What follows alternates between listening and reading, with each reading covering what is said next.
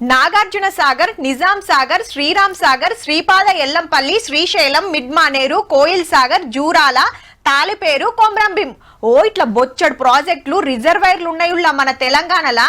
కానీ కట్టె కంటే మొదటికెళ్ళి ఇయాల్టి దానిక దినాం వార్తలలో ఉన్న ప్రాజెక్ట్ ఏదన్నా ఉన్నదంటే అది కాళేశ్వరం ప్రాజెక్ట్ ఒకటే. డిజైన్ల కాంచి షురు చేస్తే పిల్లర్లు గుంగుడు, నీళ్లు కింది కిడుసుడు, ఇప్పుడు ఎంక్వైరీ. ఇంత లొల్లి నడసబట్టే ఇవాళ ఇంకో కొత్త ముచ్చట బయటకు వచ్చే. కాళేశ్వరంలో మంచి కాక మీదకి వచ్చిందబ్బా.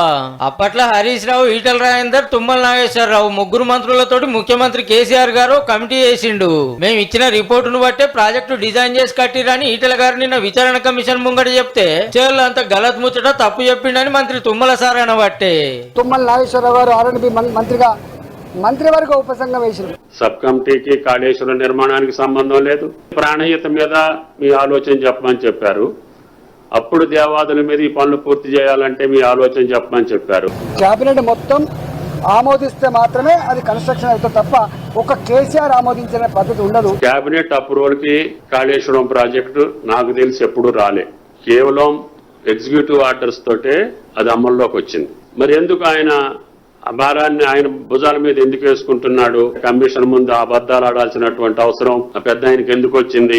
ఆగనట క్యాబినెట్ ఓకే అన్నాకనే ప్రాజెక్టు పని ముంగడికి పోయిందని బీజేపీ ఎంపీ గారు అంటుంటే అసలు ఫైల్ క్యాబినెట్ కే రాలే అని ఈసారి చెప్తాడు బాజాప్తా. కానీ బీఆర్ఎస్ ఆఫీస్ లో కాళేశ్వరం సినిమా చూపించి హరీష్ సార్ సుత గట్లనే అంటాడు కదా సార్. మరి బహుశా నిన్న మీరు చూస్తుంటారు ఈటల రాజేందర్ గారు కూడా కమిషన్ ముందు చెప్పింది స్పష్టంగా వచ్చింది. మరి తుమ్మల నాగేశ్వరరావు గారు అయితే కాంగ్రెస్ గవర్నమెంట్ లో మంత్రిగా ఉన్నాడు. ఆయన కూడా సంతకం పెట్టండి దీని మీద. ఆయన కూడా ఆ రోజు మేడిగడ్డ దగ్గర కట్టాలని రికమెండ్ చేసిండు దీంట్లో. దాన్ని తుమ్మల నాగేశ్వరరావు గారు కూడా సంతకం పెట్టారని చెప్పి బీఆర్ఎస్ నాయకులు చెప్పడం హాస్యాస్పదంగా ఉంది. అప్పటి కాయిదాలన్నీ బయట పెట్టిండు మంత్రి సారు. ప్రాజెక్టు పనులకు ఓకే చెప్పిన 15 రోజులకు కమిటీ చేసినట్టున్నాయి తారీఖులైతే.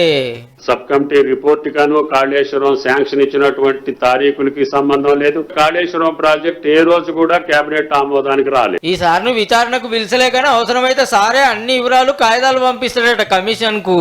ఇక బీజేపీ ఎంపీ కొండా విశ్వేశ్వరరెడ్డి సార్ ఏమంటున్నాడంటే ఇది మొత్తము A to Z designed by KCR.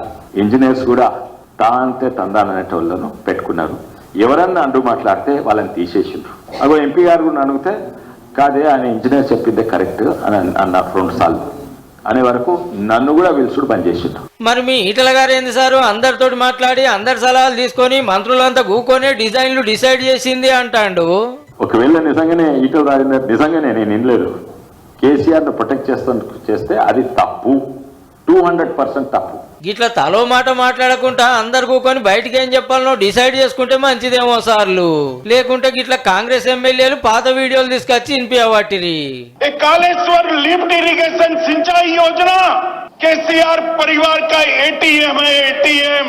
వాళ్ళ తప్పిదాలను వాళ్ళ అవినీతి అక్రమాలను బయట పెట్టడానికి భారతీయ జనతా పార్టీ ఎందుకు ఈ అవకాశాన్ని వదిలిపెడుతుంది?